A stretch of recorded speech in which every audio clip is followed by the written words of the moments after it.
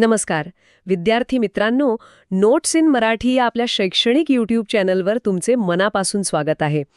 आज आपण भूगोलाच्या एका फार महत्त्वाच्या धड्याचा सखोल अभ्यास करणार आहोत. धड्याचं नाव आहे प्राथमिक आर्थिक क्रिया. आपल्याकडे या विषयावरचं काही अभ्यास साहित्य आहे आणि या चर्चेचा उद्देश हा आहे की निसर्गावर अवलंबून असलेले मानवाचे जे मूळ व्यवसाय आहेत ते नेमके कोणते आहेत, जगाच्या कोणत्या भागात ते केले जातात आणि त्यांच्यावर कोणकोणते घटक परिणाम करतात हे अगदी सोप्या भाषेत समजून घेणं. अगदी बरोबर. प्राथमिक क्रिया म्हणजे की अर्थव्यवस्थेचा पायाच आहे तो. म्हणजे यात शिकार येते, फळे कंदमुळे गोळा करणे, पशुपालन, शेती, मासेमारी, लाकूडतोड आणि खाणकाम सुद्धा. हो. आणि या सगळ्या क्रिया थेट नैसर्गिक साधन संपत्तीवर अवलंबून असतात. आपण एक काम करूया, या प्रत्येक क्रियेचं स्वरूप आणि तिचं जागतिक वितरण कसं आहे हे एक एक करून पाहूया. चला तर मग सुरुवात करूया मानवाच्या सगळ्यात प्राचीन व्यवसायापासून, शिकार. आजही काही आदिम जमाती फक्त चरितार्थापुरती शिकार करतात. हे खरं आहे का? हो, हे खरं आहे. आजही आहेत अशा जमाती. उदाहरणार्थ दक्षिण आफ्रिकेच्या कलाहारी वाळवंटातले बुशमॅन आहेत, विषुववृत्तीय जंगलांमधले पिग्मी, किंवा अगदी थंड प्रदेशात टुंड्रामध्ये राहणारे एस्किमो. आणि आपल्या भारतात सुद्धा आहेत ना, अंदमान निकोबारमध्ये. बरोबर. सेंटिनेल, जरावा यांसारख्या जमाती आजही आपला उदरनिर्वाह पूर्णपणे शिकारीवरच चालवतात. पण मग एक प्रश्न येतो की मोठ्या प्रमाणावर होणाऱ्या शिकारीमुळे अनेक प्राण्यांच्या प्रजाती नामशेष झाल्या आहेत आणि त्यामुळे आता व्यावसायिक शिकारीवर तर जगभर बंदी घालण्यात आली आहे, बरोबर? अगदी बरोबर. कारण प्राण्यांचं संरक्षण आणि संवर्धन करण्यासाठी आता खूप नवीन कायदे करण्यात आले आहेत आणि पर्यावरणाचा समतोल राखण्यासाठी हा एक महत्त्वाचा निर्णय होता असं मला वाटतं. शिकारीसोबतच दुसरा महत्त्वाचा व्यवसाय म्हणजे फळे आणि कंदमुळे गोळा करणे. यात फक्त खाण्यापुरती फळेच नाहीत, तर मला वाटतं डिंक, राळ, लाख, मध, मेण यांसारखे पदार्थही गोळा केले जातात. खैराच्या झाडापासून कात मिळतो हे त्याचे एक उत्तम उदाहरण आहे. हो. आणि यातल्या काही पदार्थांना बाजारपेठेत इतकी मोठी मागणी असते की त्यांचं व्यापारी तत्वावरही संकलन होतं. पण इथे एक भौगोलिक अडचण आहे. अच्छा. विषुववृत्तीय प्रदेशातली घनदाट जंगलं, तिथलं दमट आणि रोगट हवामान, सरपटणारे प्राणी आणि कीटकांचा उपद्रव, ह्या सगळ्यांमुळे तिथे हा व्यवसाय व्यापारी तत्वावर म्हणावा तसा विकसित होऊ शकलेला नाही. आता आपण लाकूडतोड व्यवसायाकडे वळूया. मला एक गोष्ट नेहमीच खूप रोचक वाटते की विषुववृत्तीय प्रदेशात एवढी घनदाट जंगलं आहेत, तरीही तिथे व्यापारी लाकूडतोड का विकसित झाली नाही? हाच तर खरा मुद्दा आहे. यामागे काही भौगोलिक कारणं आहेत. पहिलं म्हणजे विषुववृत्तीय सदाहरित वने. इथलं लाकूड अत्यंत कठीण म्हणजे टणक असतं आणि जंगलं इतकी घनदाट असतात की आत शिरणं आणि वाहतूक करणं खूपच अवघड होऊन बसतं. आणि एकाच ठिकाणी अनेक प्रकारची झाडं असल्यामुळे व्यापारीदृष्ट्या ते किफायतशीर ठरत नाही, असं काहीसं आहे का? अगदी बरोबर. समजा एखाद्या कंपनीला फक्त एका विशिष्ट प्रकारचं लाकूड हवं असेल, तर ते एक झाड शोधायला त्यांना 100 दुसरी झाडं पार करावी लागतात. अच्छा. मग येतात उष्णकटिबंधीय पानझडी किंवा मान्सून वने.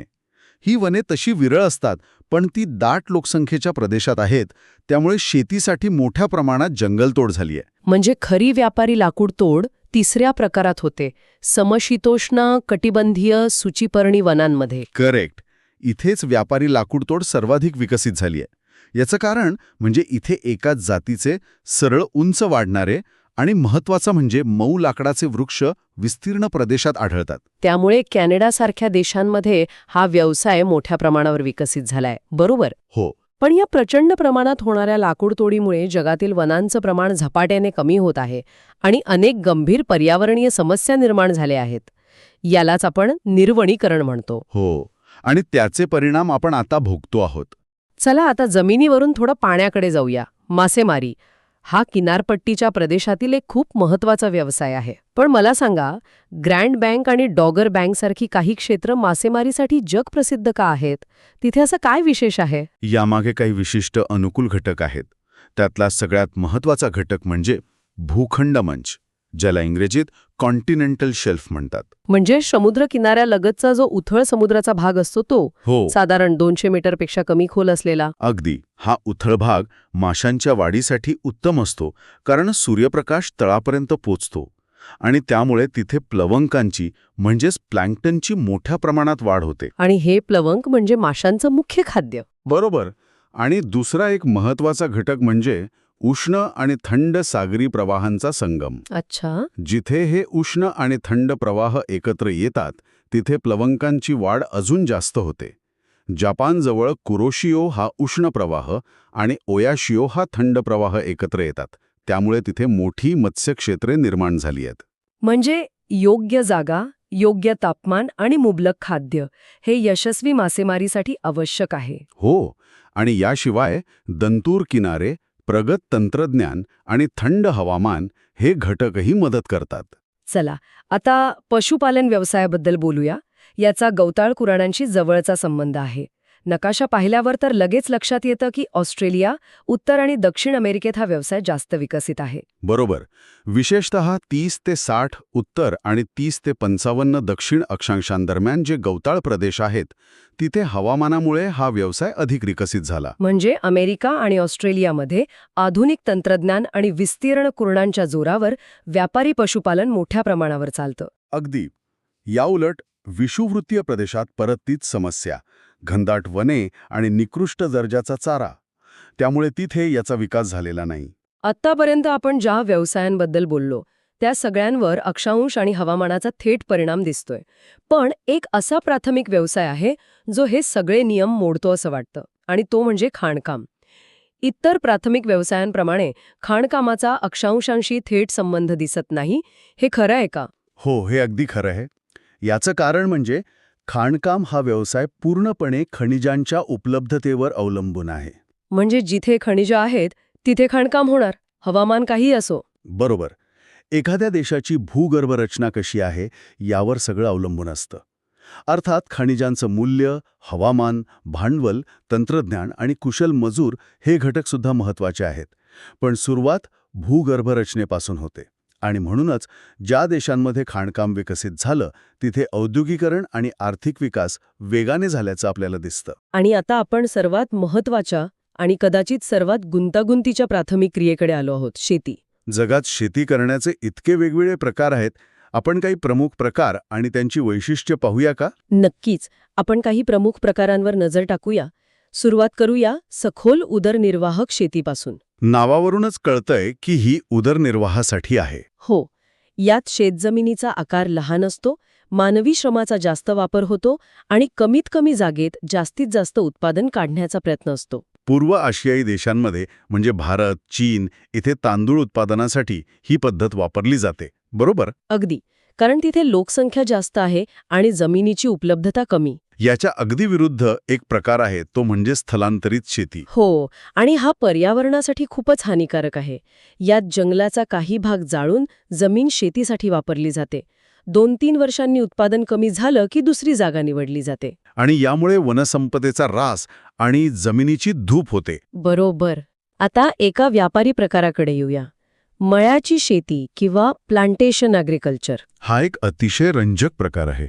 यात चहा, कॉफी, रबर, मसाले यांसारख्या एकाच पिकाची मोठ्या क्षेत्रावर लागवड केली जाते.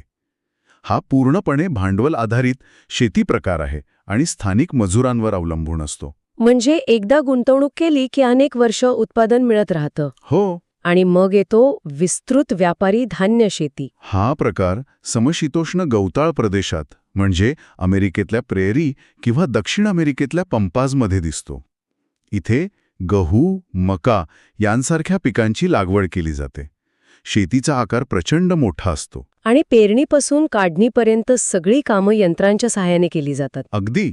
इथे मनुष्यबळ खूप कमी लागतं. आणि शेवटचा सर्वात आधुनिक प्रकार मंडई शेती. Market gardening. हो. ही शहरी भागाजवळची आधुनिक शेती आहे. शहरांची भाजीपाला, फळे, दूध, फुले यांची जी रोजची मागणी असते ती पूर्ण करण्यासाठी ही शेती केली जाते. म्हणजे यात भांडवल, तंत्रज्ञान आणि शास्त्रीय ज्ञानाचा वापर जास्त असतो. खूप जास्त असतो. आणि वेगवान वाहतूक ही सुद्धा याची एक महत्त्वाची गरज आहे. तर आजच्या या चर्चेतून आपण हे पाहिलं की प्राथमिक आर्थिक क्रिया मानवी जीवनाचा आणि अर्थव्यवस्थेचा आधार कशा आहेत. या सगळ्या क्रिया निसर्गाशी जोडलेल्या असल्या तरी वाढती लोकसंख्या आणि तंत्रज्ञानातील प्रगतीमुळे त्यांचं स्वरूप आता खूप बदलत चाललंय. अगदी बरोबर. आणि जाता जाता ऐकणाऱ्यांसाठी एक विचार. आपण पाहिलं की पॉलीहाऊस किंवा हरितगृहांचा वापर करून विशिष्ट हवामानातील वनस्पती दुसऱ्या प्रदेशात वाढवल्या जातात. हो, म्हणजे तंत्रज्ञानाने हवामानावर मात केली आहे. तर असाच प्रयोग करून हिमाच्छादित म्हणजे कायम बर्फाळ प्रदेशांमध्ये शेती करणं किंवा वनस्पती वाढवणं शक्य होऊ शकतं का? खूपच रंजक प्रश्न आहे. आणि जर ते शक्य झालं तर त्याचे काय परिणाम होतील यावर नक्की विचार करण्यासारखं आहे.